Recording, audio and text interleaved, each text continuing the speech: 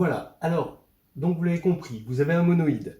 Ce monoïde, vous voulez en avoir une famille génératrice. Ben, dans la famille génératrice, ben, vous allez en chercher les nombres premiers. Parce que vous savez que les nombres premiers au carré, ils vont déjà être dans la famille. Donc, qu'est-ce qu'il faut rajouter au nombre premier au carré, hein, pour avoir des générateurs? Et là, on se rend compte que si on cherche les nombres premiers, il y en a certains, mais les générateurs, ça va être vraiment juste les nombres premiers, en plus de ces carrés pour ici. Mais pour ici, non, il y a un problème. Par exemple, vous avez 14 hein, qui est dedans, mais pas ni 2 ni 7. Hein, et 6, vous avez ni 2 ni 3. Voilà, donc ça c'est le problème. Regardons d'abord les nombres premiers. Donc vous allez avoir toujours les nombres premiers qui vont venir se rajouter au nombre premier au carré pour former une partie génératrice. Et vous allez avoir aussi les produits de deux nombres premiers qui vont être dans le monoïde M5. Hein, donc M pour D égale 5. Alors regardons juste les nombres premiers. Ben, vous avez 1. Bon, il n'est pas premier. Allez, on oublie. 5, bon, mais ça c'est évident. Donc lui, il est quand même un peu à part. Ensuite, qu'est-ce qu'on va avoir? Ben, 29, 41. Bon. Et on se rend compte que ce sont... Bon, il faudrait peut-être un peu plus, j'ai peut-être une longueur d'avance là, hein, sur cette histoire, mais on se rend compte que ce sont tous les nombres premiers congrus à 1 ou 9 modulo 20. Voilà. Maintenant, PQ, qu'est-ce que ça va être? Ben, vous allez avoir ici 2 fois 2, oui, bon, mais ça c'est un carré, ça compte pas. 2 fois 3, c'est un carré, carré. 2 fois 7, 3 fois 7, donc vous voyez 2, 3, 7. Et là, bon, 24, bon, c'est 4 fois 6, donc ça compte pas vraiment. On a déjà compté, ça on a compté. 9, oui, mais 9 fois quoi? 9 fois 5, donc c'est rien. 46, c'est 2, donc il n'y est pas, fois 23. Et 23, voilà. Donc en fait, on va se rendre compte qu'on va avoir P et Q qui sont égaux à 2, ou PQ congruent à 3 ou 7 modulo 20. Voilà, c'est ça qu'on va avoir. Bon, alors pour l'instant, hein, mystère, on a trouvé, il semble qu'on ait trouvé une famille génératrice. Pour ici, c'est tous les carrés, hein, donc finalement les P au carré, mais auquel on rajoute P, juste P, si P est congru à quelque chose modulo la modulo 4, la modulo 8 on a dit, et la modulo 3. Et là, ici, on a quelque chose de spécial.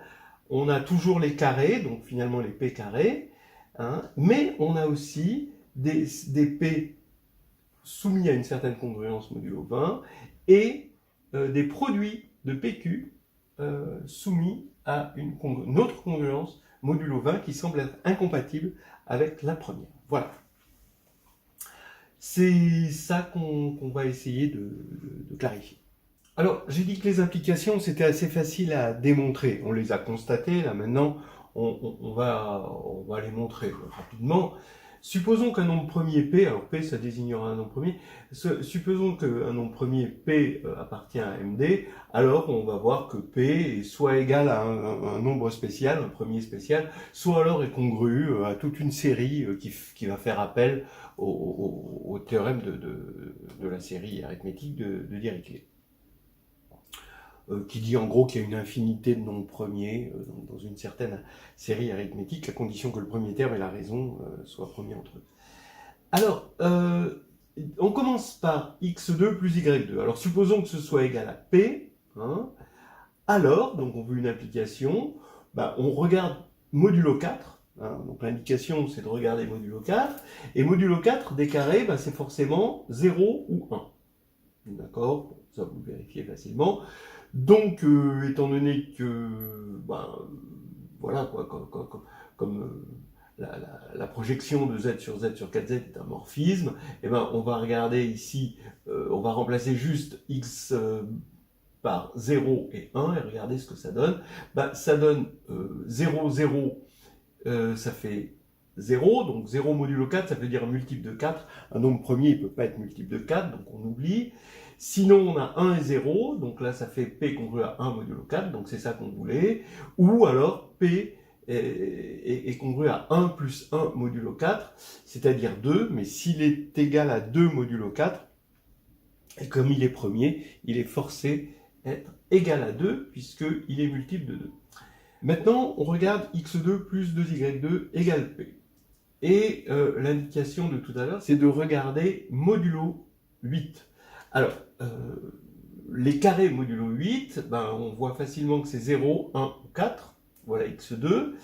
Et les doubles de carrés, ben, quand on multiplie par 2, on va avoir 0, ben là on va avoir 2, et là on va avoir à nouveau 0. Donc on ajoute ça et ça. Donc ça fait 0 plus 0, ben, modulo 8, donc ça fait donc 0 modulo 8, donc ça veut dire que P est multiple de 8, bon ben ça c'est impossible. 0,2, ben, ça peut faire que 2, comme on a vu tout à l'heure. Ensuite 1, ben voilà, 1 c'est retenu.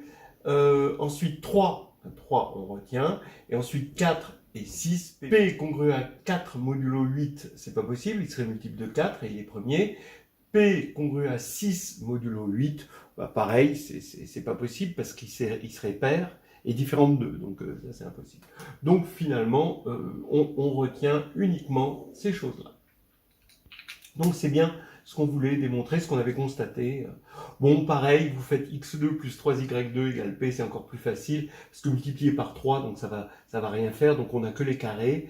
Donc, parce qu'on regarde les choses modulo 3, j'ai oublié de le dire, et on regarde que les carrés, donc ça va être 0 ou 1, modulo 3. Donc 0, bah, il n'y a que la possibilité d'avoir P égale 3, parce que P est premier, et sinon P est congru à 1 modulo 3, ça on sait qu'il y en a une infinité.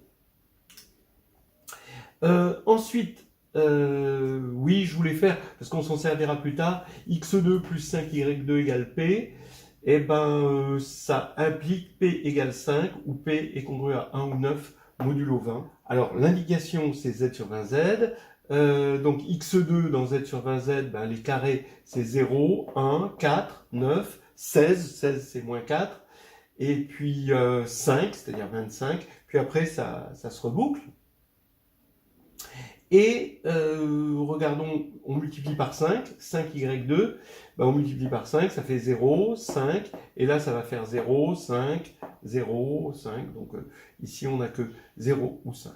Donc quand on va faire la somme des deux, et qu'on regarde les possibilités, ben on va avoir 5, 0 plus 5, bon 0 plus 0, ben ça ferait multiple de 20, et c'est pas possible parce qu'il est premier, donc ça fait 5, ou alors, ben le reste on va avoir 1 ici, 5 et 4, 9, sinon, bah, on voit que c'est que des choses. Bon, alors, 5 moins 4, ça fait à nouveau 1. 5 et 5, 10. Alors, quand on a 14, par exemple, comme 5 et 9, bah, on voit que 14 modulo 20, forcément, P va être pair, et P différent de 2, donc c'est pas possible, parce que 2 n'est pas congru à 14 modulo 20. Et ensuite, les autres, c'est exactement pareil pour 10, etc. Donc, on tombe sur P égale 5 ou P congru à 1, 9 modulo 1. Donc, jusqu'à présent, les implications sont dans les prévisions qu'on avait faites. Tout se passe bien. Maintenant, on va voir l'implication inverse.